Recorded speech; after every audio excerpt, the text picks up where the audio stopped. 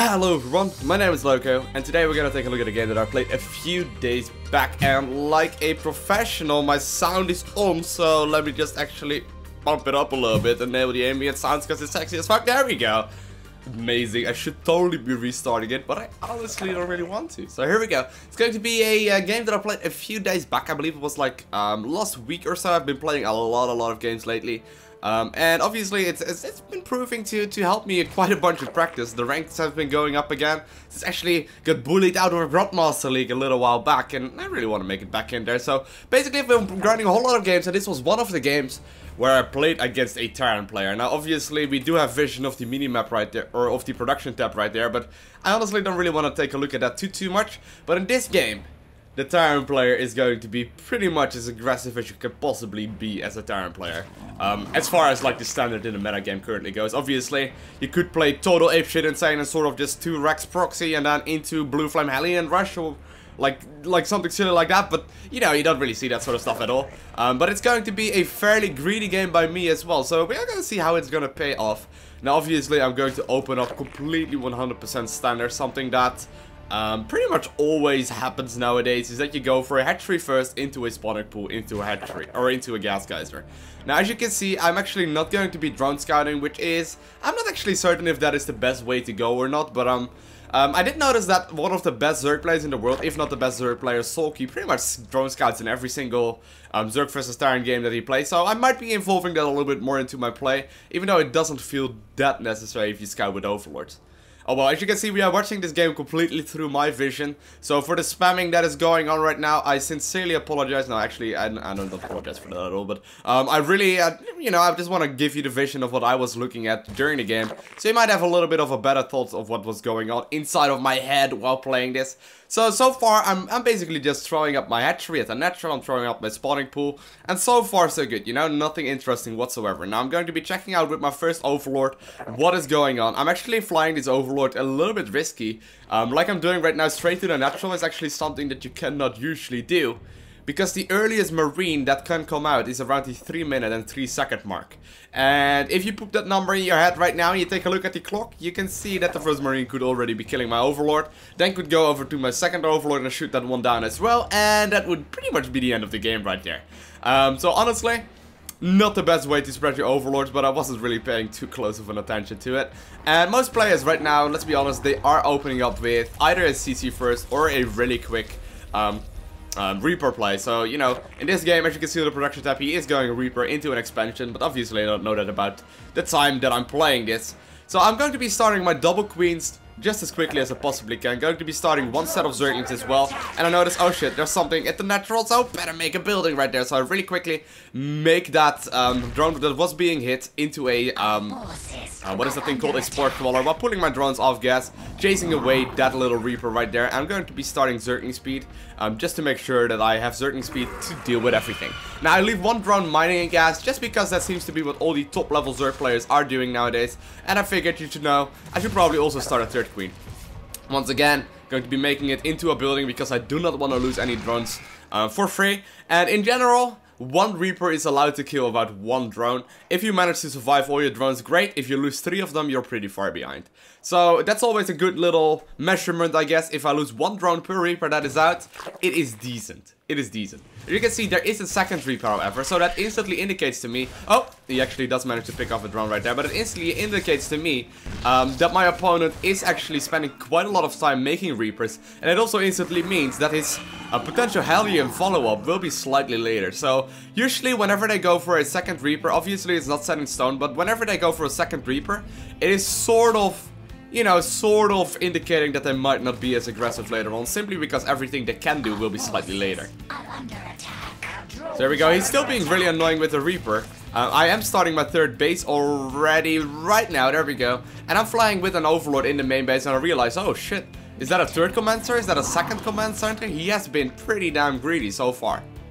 Now I did also notice, oh, there's a really quick starport on the way, so there's a big chance he is going for another, for a Banshee play, which is something that got a lot more popular since the recent patch. So I'm just keeping that one in mind for the time being. Now, as you can see, my Zergling speed did finish up, so I'm going to be starting to put drones back in gas.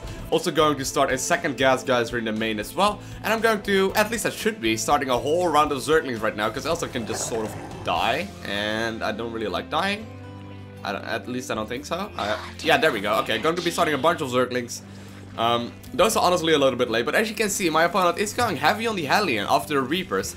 And he's also going to follow it up with Banshees. Now this is where the real tricky part comes in, because he's investing a lot into units that aren't really meant to fight straight up, but are capable of doing a lot of damage. So as you can see, he's still having those Reapers out, and he did manage to kill 3 workers so far, which is actually quite significant, so I need to keep that one in mind as well.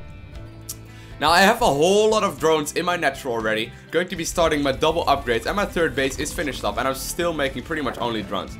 Now I do realize, oh shit, there's already Hellions out on my side of the map, and it's not just 4 of them, it's actually a whole lot more than that. So I need to be pretty careful, going to be starting 12 more Zerglings, and if those Hellions don't do too much damage, I sort of lose, so I need to keep that in mind as well.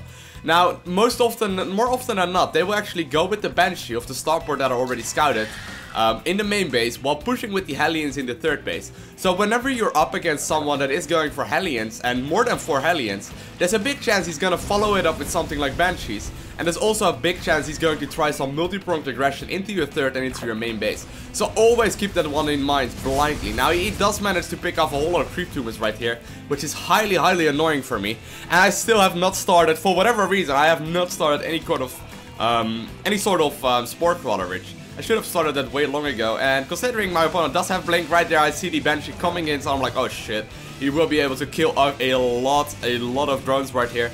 And obviously he also has the chance right now to walk into the third base. Now I'm going to somewhat prepare for that, but I'm actually not really comfortable with the Hellion, what is it called, the Hellion Banshee opening anymore. But as you can see, I'm going to follow it up with more drones. The key thing to do at this sort of situation is basically try to not lose everything that you have, but also try to re-drone everything that you lose instantly.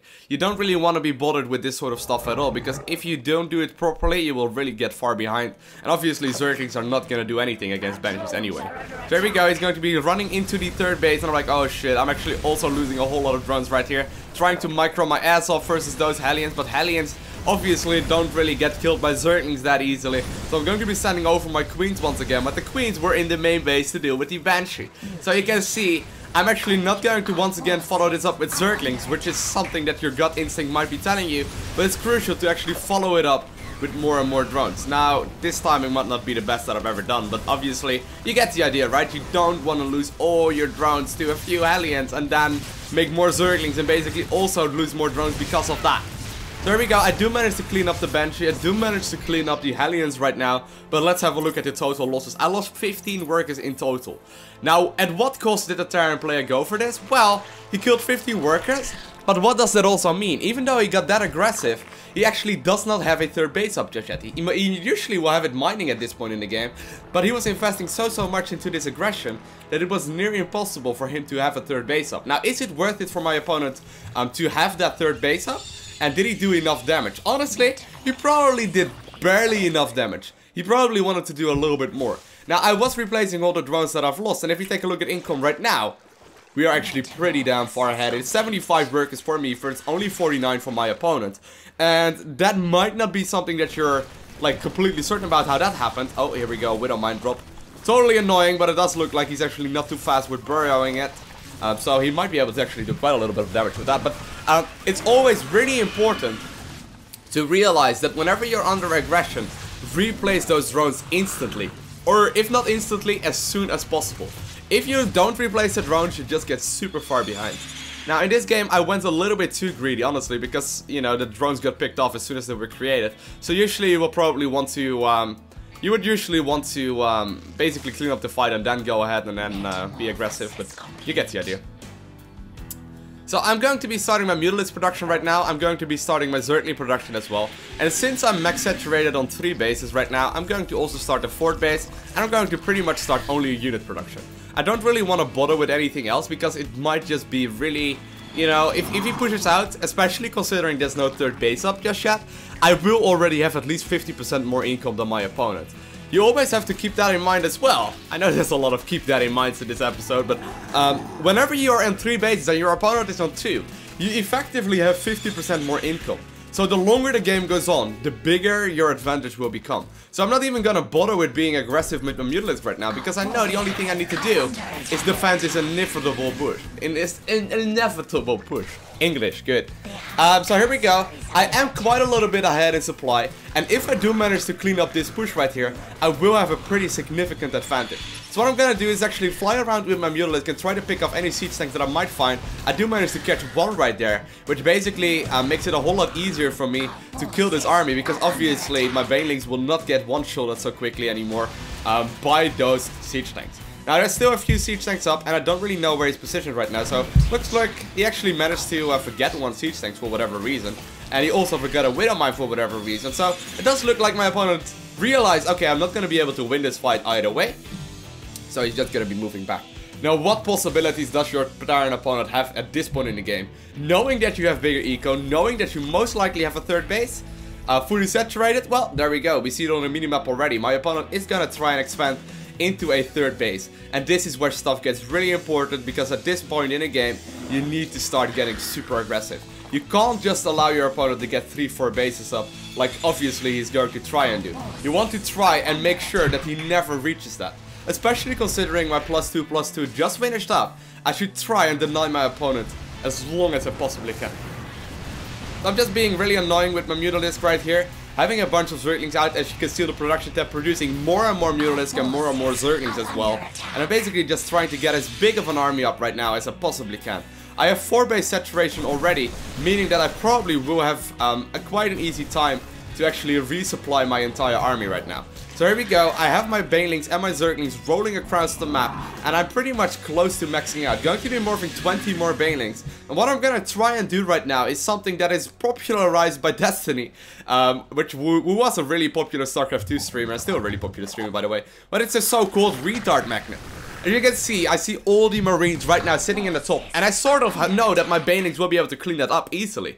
But I don't really want him to easily just pick off these Mutalisks. Here we go, going to chase him out of his main base with my Mutalisk, while actually running around with my Zerglings and my banelings, basically allowing my Zerglings and my banelings to roll into that entire Marine ball. And as you can see, I'm cleaning up most of his army right now.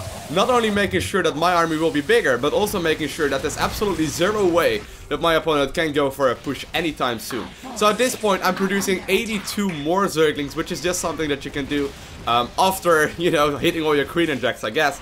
And at this point, you sort of want to try and get all your aggression in all the bases that the Terran has. To this point, I'm having units everywhere going across the map, sort of waiting for all my reinforcements to get here. Most likely gonna morph a few banelings as well. But honestly, this game is won at this point in the game. If you take a look at income right now, it is still fairly even, but obviously his front door is wide open, and I will be able to go for aggression over and over again. Going to start transitioning, but it looks like my opponent leaves the game. So thank you guys all for watching. Hopefully you learned a little bit from this little episode. Have an amazing day. Do not forget to smile. Hopefully I will see you again.